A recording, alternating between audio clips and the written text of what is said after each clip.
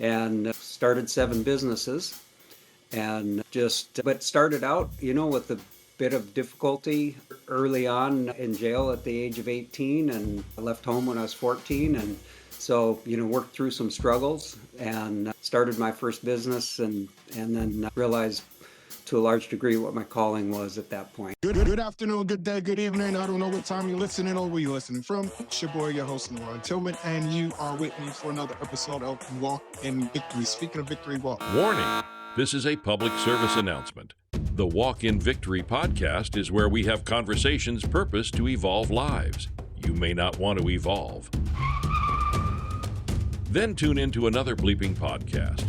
Everyone else, enjoy the show. And here's our host.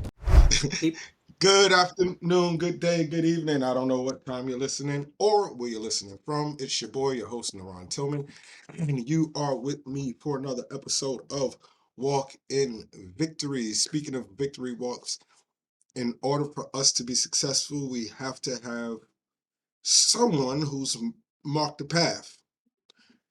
We can't navigate through anything in life without having a navigation system. Think about with your GPS, right?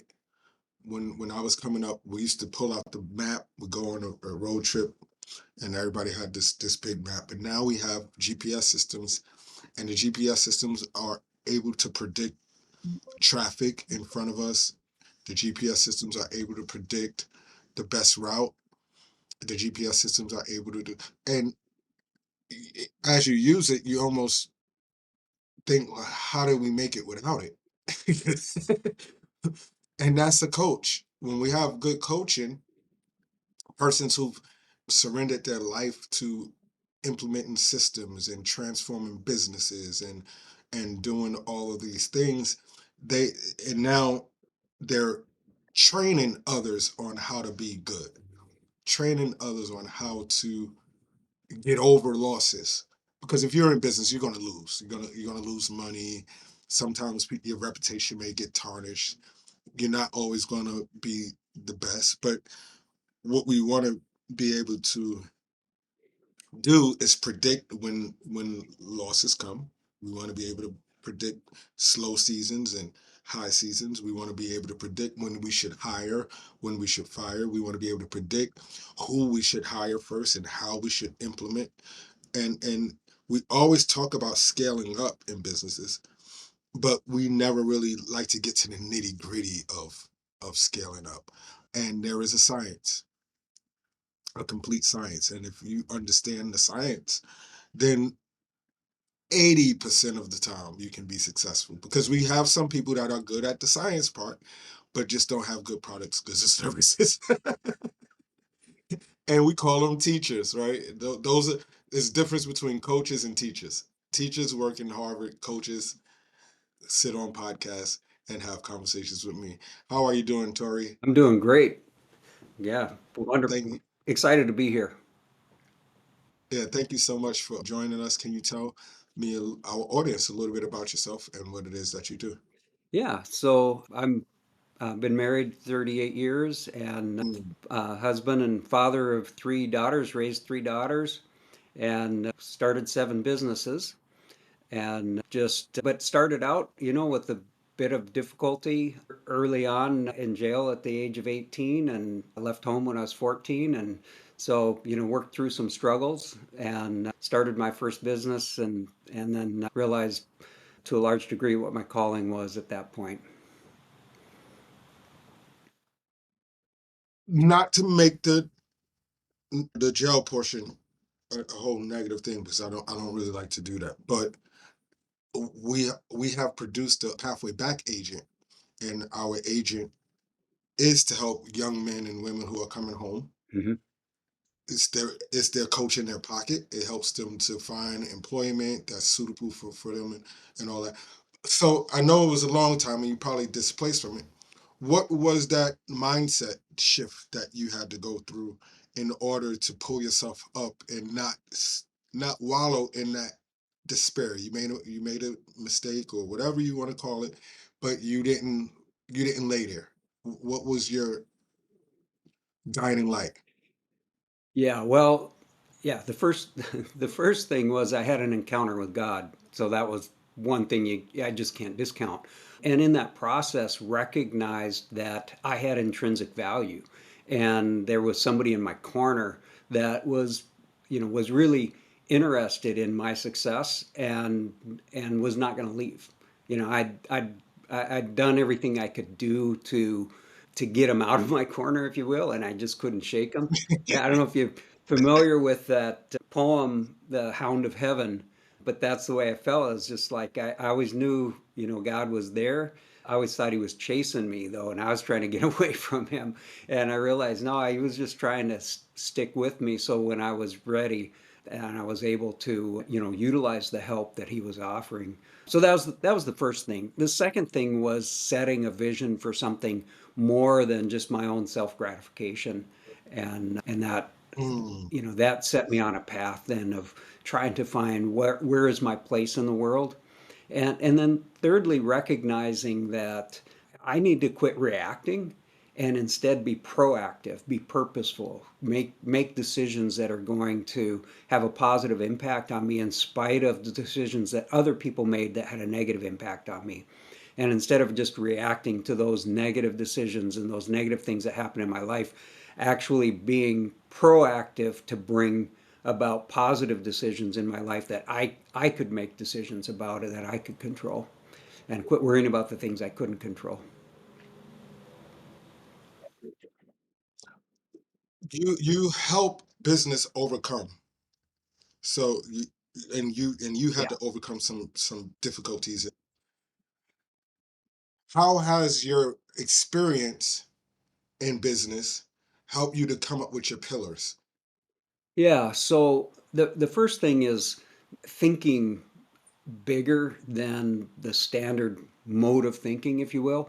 And so, for example, the world that I Mm, work in is technology and specifically in implementing technology, helping companies and really equipping companies to implement technology that actually transforms their company.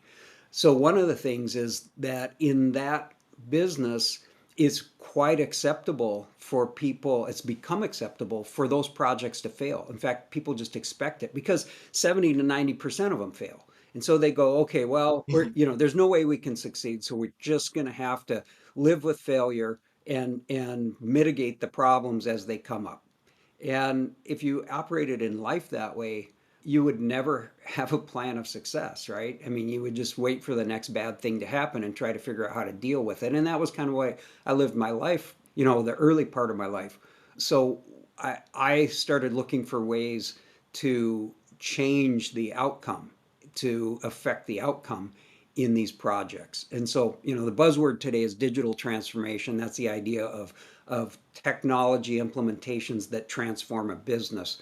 And in the digital transformation sphere, I done that a lot, and I've studied what makes for success, what makes for failure, what can you do to change your odds. And that's the same principles that I applied in my personal life that can be applied in business. They take on a little different, if you will, but behind them is the same basic principles. You have to be responsible for packing your own chute. You can't depend on other people to do the things that are dependent on you. Particularly in business, it's leadership. In personal life, it's your own leadership, but in leading your life where you intend for it to go, and in business, you need to set a vision, and then you need to really be the one responsible for making sure that the technology is there to advance the vision rather than the company being there to serve the technology. That's a great way to put and assess this. My internet is quality is just messing up right now, but that's the great way to put and assess this. When you are working in this industry where failure is the mainstay, right? Like most people, like you said, when they're trying to implement, how do you attack and approach with a big mind and a big thought process to your customers that we're not going to fail, that we have a solution that's going to actually help you overcome? Yeah, so the first thing is I give them a guarantee. I say, look at if we don't succeed, then we're going to invest in the success as well. And so that's unheard of in the business. The second thing is I require the clients to define what success looks like, which seems like it would be Mm, simple, and it's a surprisingly difficult thing for many companies to do and many company leaders to do. They say, for example, we need a new ERP system, and I say, okay, what does success look like? And they say, well, the we go live on this new ERP system. Okay, that's nothing. That does nothing for you. How is that going to help your business? There are many companies have gone live on ERP systems and gone out of business as a result of that work. So what does success actually look like? And you start working with them to define that vision for success. And it's the same way in your own personal life, right? If you can't understand what success looks like in your personal life, you won't know what steps to take. And so then once those steps are taken to, I mean, once the vision is defined, then you can lay out a path to get from where you are today to what success looks like. And we help them lay out that path. And then the third thing, so just to recap first, the first two things is we give them a guarantee and say, hey, we're gonna invest in this. If we don't hit your objectives and what success looks like, then we're gonna stay in this with you and invest our own money to succeed. And then number two, we say, what does success look like? Let's define that together. And then number three, we look back at other similar experiences that we have brought with other clients and say, okay, here's how we accomplish these things. This is the path, what the path looks like. What they're doing is probably not that unique. Other companies have done it. And here's what the road ahead looks like. And these are the things you have to do to succeed. And so once we lay out that roadmap, then yeah, or that route, then like you were talking about the GPS, we lay that route out ahead, and we tell them, okay, you need to turn left now, or you need to turn right now. And if they don't, well, we try to help them reroute, but it becomes more and more difficult, right? If they don't make those decisions. So we impress on them the need to make the right decisions at the right times. with AI coming out in such a way, how has that impacted your ability and what it is that you do? Yeah. Does it make you faster? Does it like how has your industry transformed with the availability of AI? Yeah, so I use AI every day. So it's helped immensely in certain areas, and it's made things more difficult in other areas. I'll first talk about where it's helped. The one thing that, AI is really good at taking a lot of information and then summarizing it for you. And so I use it in that way. For example, I, I'm I'm kind of a technologist and a nerd. And what ends up happening is, I want to get into the weeds. So if I'm going to post, say, on LinkedIn or something, my posts turn into a book chapter or something like that. It's like, yeah, that's not very useful. And so AI can help me take existing content that I've already written and just summarize it into salient points that I can post. And then it can generate images and stuff that are or graphs or whatever, charts and stuff that match that message and help me with posts, things like that, those kinds of things. But really, more importantly, like we do solution selection, and AI can go out and look everywhere out on the internet and find potential solutions that meet certain that purport to meet certain requirements, and can tell us what is these systems claiming to be able to do, and then also what are the gotchas that people are reporting and things like that. That kind of research is really difficult and costly to do on a large scale, and we can do that in a matter of hours, helping people with solution selection and things like that. And then also we can take it can help us with diagramming and things like that. We can take narratives of processes, standard operating procedures, and things like that, feed it into AI engines that'll produce diagrams and things like that, which again used to take hours and days, and now it can be done in relatively short period of time. So those kinds of things are really helpful. Where it isn't helpful is most companies are afraid they're going to miss out right now. They have that, fear of missing out, that FOMO. And they're saying, oh, what's our AI strategy? What's our AI strategy? And the reality is, you can't let technology drive your strategy. You have to have a strategy for your business and then find what ways technology can help advance that strategy. And so when people are saying, oh, we need to develop an AI strategy, I say, okay, what's your business strategy? Let's talk about your business strategy and I'll help you find a way to use AI to meet that strategy. And they're like, oh, we got to get into AI. It's like, that's not a business strategy. Technology first is the wrong approach. You need business first. Think about your business first. And technology is the tail on the end of the dog. You know, you don't want that tail wagging the dog. You want the dog wagging the tail. You've watched the industry change Yes. over the course of time. The industry has evolved. What are some of the new things that you are anticipating to come up, and how do you stay focused and fresh and not be Blockbuster but be Netflix? Yeah, great question. So the first thing, you know, a long time ago, Nietzsche declared that God was dead.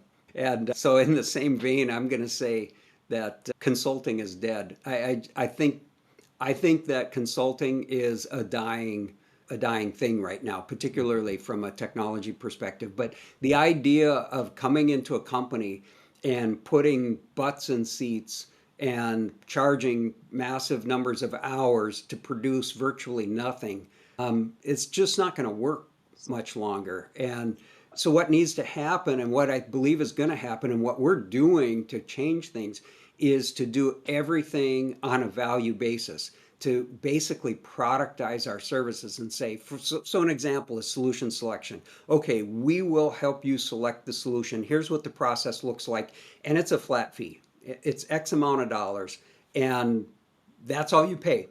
And here's what the outcomes are that are guaranteed outcomes.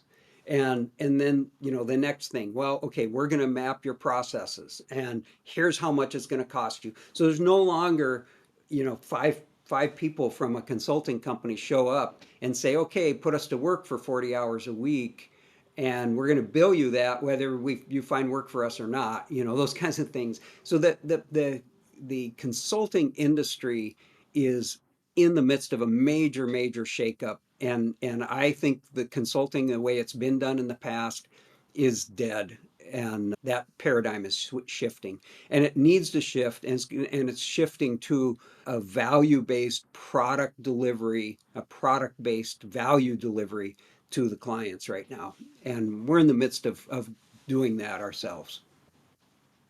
And I'm glad that you brought that up, and that's a great point, and that we land on. A lot of companies don't know how to price, That's right. so you can say, hey, here's our solution, and you can be upfront with our price. I learned early on in one of my negotiation classes, one of my first business was construction, and price is not a value, Right. right? Because people are willing to pay what they're willing to pay to get what they're willing to get. Right. The value is with the That's deliverables, right. and and people don't know how to manage telling people what they're going to get. Right. Well, particularly from a consulting perspective. So, for example, when you look at a statement of work, as an example from a consulting company, oftentimes it talks about basically, you know, we'll provide X number of people working 40 hours a week, and you will pay us X number of dollars for each of those hours, and we'll bill you once a week or once a month or whatever, and you'll pay that within this period of time. And you look at it and you go, so where's the value here? What what are you going to deliver for those hours? And it might be, well, you get this software live. Okay, well, what's the value? We're back to that again. What's the value in having working software if it doesn't meet the needs of your business or it doesn't advance the goals of your business? So what you have to do, in my opinion, to bring value to a company is you have to determine what does the company try to accomplish, and then help the company leadership understand what the outcomes are going to be with the services that you provide that advance those goals that the company and those objectives that the company has. So if you, for example, say a company wants to scale and they want to go from, X revenue, top line revenue annually to 5X top line revenue in the next 3 years. Well, okay, in order to reach that objective, you need to be able to produce, so many different products. You need to deliver those. You need to, there's specific things you need to do to push that out. And so understanding, okay, how we're going to scale your production capacity. And so we'll get your production capacity from X to Y within that period of time. And those kinds of things will help you add more value to your product by increasing the quality of it and decreasing the returns, those kinds of things. So if you can identify what specifically you're going to help the company do to meet their objectives, that's true value. And then you can put a price on that, because the company will tell you how much they value that. Last thing, and I'm gonna get you out of here. Thank you. This has been a great conversation. How come some companies can be successful fiscally and miss out on that lane that you're talking about, where they can't really explain the sauce? Yeah. They can make the sauce, but they can't explain the sauce.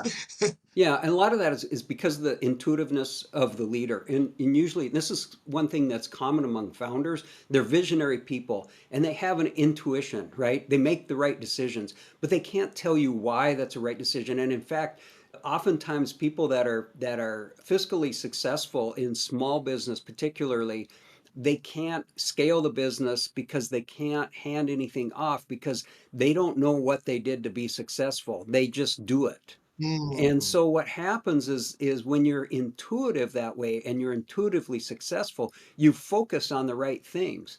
But you can't tell somebody else what to focus on because you're going by your gut, right? And so one of the things that we do is early on in the process is we do an assessment of the business, and we try to determine what is that secret sauce, what makes that company successful, and and maybe you even unique in the marketplace. And then we help them define what that secret sauce is, and then we help them systematize that secret sauce so that the things that they have been successful at doing will continue to be done, but they've been now industrialized in a way that can be scaled and can be handed off to other people. And then you can also monitor the success with which people are executing on that secret sauce. By helping to define that and put it into a system, it allows founders to hand their business off and see that success continue on, whereas before they couldn't hand it off because they couldn't define what made them successful previously. You've been doing this for a lot of years, a long time, and I started in you've reached, 1987. yeah, and you reach heights, and you've made some amazing accomplishments. What keeps you going? Yeah, that's a really good question. I think the biggest thing right now, my vision has changed a little bit. What used to keep me going is I just love solving problems for companies, and I still love solving problems. But one of the things that really is keeping me going right now is I'm trying to change the way consulting is done so that those problems are being solved in the industry, and it's bigger than just me and my company and so forth. And to that point, actually, today's an interesting day because I'm announcing my book that I'm writing, called the Digital Transformation Guidebook. And the what I'm really trying to do is to set a bar that other consulting companies are going to have to try to meet, that sets the expectation for companies. For example, you said you were in the construction industry. I mean, if you built a home for somebody, and the wind blew through the windows and the doors didn't close properly, and there were all kinds of issues like that, nobody would consider that a success. And there's a bar that's been set of expectation of what a well-built structure looks like and how it works. the same thing should be true in terms of digital transformation. And we're trying to set that bar, define what it looks like, and then give that guide, give that roadmap to the business leaders and say, this is what you need to make sure happens. This is what you need to do to succeed with digital transformation, and hold those consulting companies and those implementers, system integrators to this standard. And then that will change the industry. And I want to see the statistics go down, the failure go down. It's gone up in the last 30 years. I want to see it start going down, and that's really what keeps me going. There you have it, everyone. We sit you at the feet of the masters. We get the great information. I know that you've learned something that can help you in your business. We don't ask you for cash apps, Venmos, or any of those things. What we do ask is that you support our guests. So all of the Tory social links, the information about his company is in the description. Go and read his post. Get smarter, get understanding. As he's evolving, consulting, you want to be a part of the process. Also, he has a book coming out. When the book is completed, he'll be back and we'll discuss that book. I have a book coming out this fall, Awakening I Am, showing how prompt engineering and prompt engineering for the mind mirrors each other. The better you become at prompting your subconscious mind, the better results your life will come. The better you become understanding that prompt your AI, the better results will come. And you don't have to be afraid of AI. From all of my religious people who are running away from technology. Don't walk with your head down. Don't walk making excuses.